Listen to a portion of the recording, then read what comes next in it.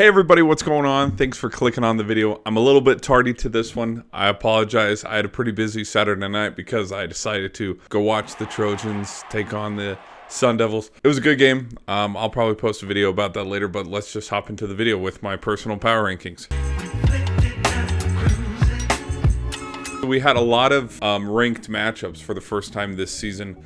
We had Ole Miss, Alabama, Notre Dame, Ohio State, Washington State against Oregon State. Were there any more? Those are the only ones I can... Oh, duh, the biggest one.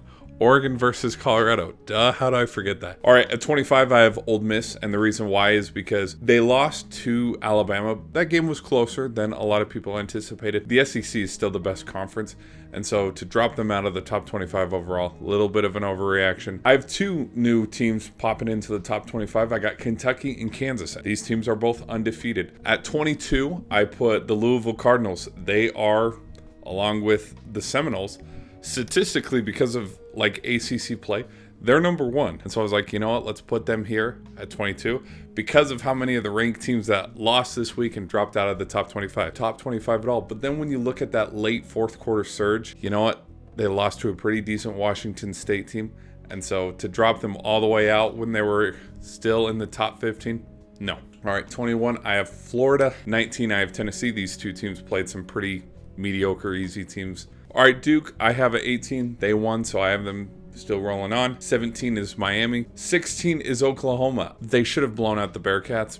They didn't. 15, Washington State. I have them moving up a lot. They were able to get a solid win against the Beavers, and they're putting a lot of people on notice. As, of course, now when the Pac-12 is the Pac-2, we have 6, 7 teams in the top 25 when it's like, where was this last season, the season before, yada, yada, yada, and so on and so forth. All right, number 14, I have Notre Dame. Tough loss to the Buckeyes. That game was, that was a tough game. But just because of how it was two top 15 teams, yeah, Notre Dame was 9, I believe, and Ohio State was 6. I mean, there's no reason for them to drop so far down when they literally lost on the last play of the game. All right, 13, I have North Carolina. They keep on winning. I personally don't have them cracking the top 10 until I see a solid win.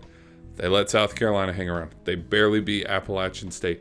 They've got to have that solid, wow, okay, they just thumped this team 40 plus to 10, 50 plus to 20 something. Like, I need a solid win. Number 12, I have LSU. Arkansas played them close, but they were able to pull away there at the end. Number 11, I have the Utes. They're still missing Cam Rising, but that Utah Utes defense, whoa, stingy. 14-7, I'd say, wow, that's a terrible game. Drop them in the rankings, but UCLA was also ranked. They were 24 last week.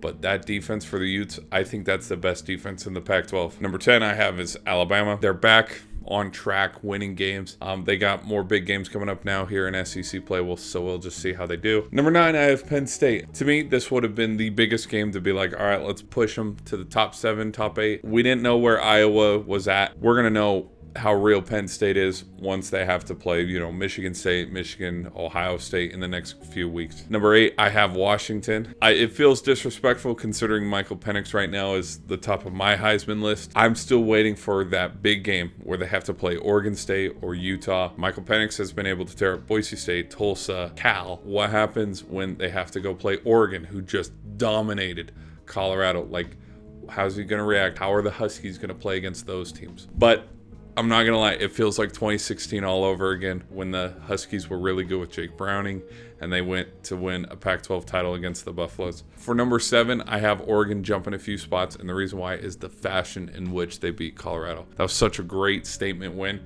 to show the Pac-12, hey, we're here, let's play some ball. Number 6, I have Ohio State. I'm going to give them their flowers. They went into Notre Dame and they were able to win.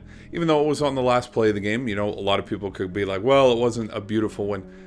Usually in those kind of games, that's how those go. Like, it's a low scoring. It doesn't matter Notre Dame's record. It doesn't matter USC's record. Those games are usually close. USC against Stanford, Stanford against Notre Dame, LSU, Alabama. These games are always close. I didn't expect anything different from this Notre Dame versus Ohio State game. So I have them moving up. They are a top 6 team right now. We'll just see how they continue this momentum moving into the next few weeks. Number 5, I have USC. I have them dropping down a little bit. And the reason why is because, they beat Arizona State. Arizona State's not even, top 5, top 6 in the Pac-12. And That was a ugly game for USC. Like, they let the Sun Devils hang around a little too long, and so they're still a top 5 team though. Caleb Williams is still a Heisman candidate right now with, you know, top leading stats like in passing yards and touchdowns overall. So number 4 is the Seminoles. I have them, this is my personal pick. I'm giving them flowers also, where I did pick Clemson, and I thought Clemson was going to get their schedule and their season back on track with a win at home. Tough game, tight game. They are one of the top 5 squads in college football right now. Number 3 is Texas. A lot of people, oh, the Wyoming one was ugly, this and that. They shouldn't be a top 5 team. They handled business against Baylor on the road. Those games are usually close. It doesn't matter the record for those two teams. So I think Quinn Ewers is getting his mojo back, and that offense is rolling. Number 2, Michigan. They keep winning. There's nothing much to say. I mean, they handled business against Big Ten opponent Rutgers. And then number 1, Georgia. They handled their business against the Dragons. Nothing more to say. Anyways, those are my opinions on the top 25. I'll try to catch you in the next video. Peace.